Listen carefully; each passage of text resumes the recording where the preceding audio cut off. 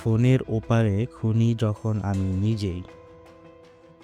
নিশ্চুপ রাত, ঘড়ির কাঁটা ঠিক 12টায় এসে থামে। ঢাকায় এক ফ্ল্যাটে অর্ণব একা, লাইট জ্বলা, টিভি বন্ধ, চারপাশে অদ্ভুত এক শূন্যতা।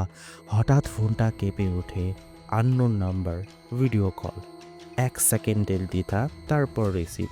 ঠিক তখনই অর্ণবের শরীরটা ঠান্ডা হয়ে যায়। স্ক্রিনে যে দৃশ্যটা ভেসে ওঠে সেটা কোনো দুঃস্বপ্ন নয়, ও নিজেই, নিজের বিছানায় গভীর ঘুমে। ক্যামেরা যেন কারো হাতে ধরা। খুব ধীরে, খুব সাবধানে অর্ণবের ঘুমন্ত মুখের দিকে এগোচ্ছে। ব্যাকগ্রাউন্ডে শোনা যাচ্ছে ভারী নিঃশ্বাস, যেন কেউ একদম কাছে দাঁড়িয়ে আছে। কিন্তু অর্ণব তো এখন বেডরুমে না, সে ড্রয়িং রুমে বসে আছে। তার চোখ খোলা, হাত কাঁপছে। তাহলে স্ক্রিনের ওই অর্ণব কে? সে কি এখনকার দৃশ্য দেখছে, নাকি এমন কিছু যা এখনো ঘটেনি? অর্ণব ভয়ে ভয়ে বেডরুমের দিকে এগোয়। প্রতিটা পা ফেলতেই মনে হচ্ছে মেঝে কাঁপছে। হাত কাঁপতে কাঁপতে দরজায় নব ঘোরায়। দরজা খুলতেই সে থমকে যায়। বিছানা একদম খালি, চাদরও গোছানো, ঘর একদম নিস্তব্ধ। কিন্তু তার ফোনের স্ক্রিনে এখনো স্পষ্ট দেখাচ্ছে অর্ণব গভীর ঘুমে বিছানায় শুয়ে আছে। ঠিক তখনই ভিডিওর ভেতর কিছু একটা নড়ে ওঠে। একটা কালো ছায়া ধীরে ধীরে ঘুমন্ত শরীরটার ওপর এসে দাঁড়ায়। ছায়াটার হাতে চকচক করছে একটা ধারালো কুড়াল।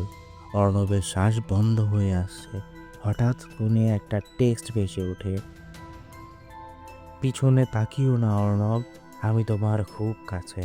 ভয়ে জমে যাওয়া শরীর নিয়ে অর্ণব ধীরে পেছনে তাকায়। কেউ নেই। কিন্তু পাশের আয়নাটায় চোখ পড়তেই সে চিৎকার করতে গিয়েও পারল না।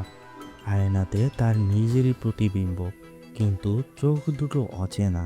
মুখে এক অশুভ ঠান্ডা হাসি। প্রতিবিম্বটা ঠোঁট নাড়ায়, অথচ শব্দ সরাসরি মাথার ভেতরে গেঁথে যায়।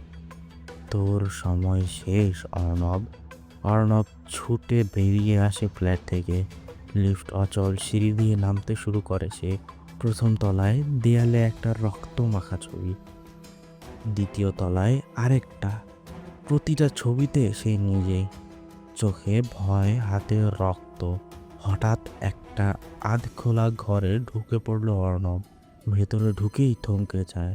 চারপাশে সারি সারি মনিটর, সিসিটিভি ফুটেজ।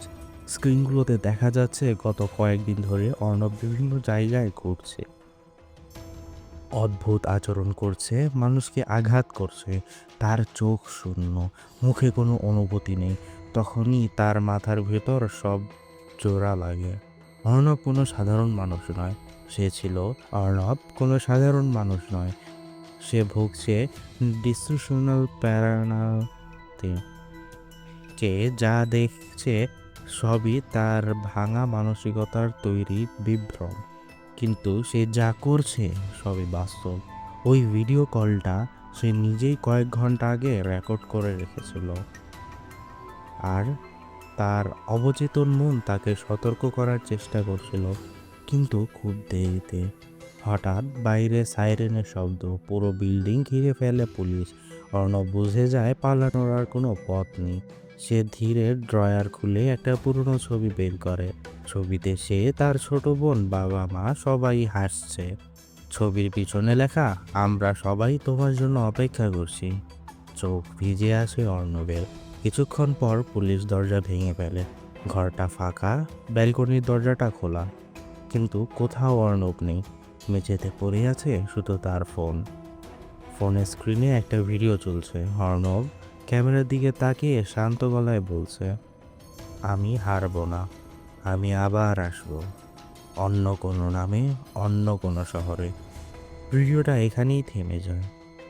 স্ক্রিন কালো হয়ে যায়, কিন্তু প্রশ্নটা রয়ে যায়, অর্ণব কি সত্যিই চলে গেছে, নাকি সে এখনও আমাদের মাঝেই আছে?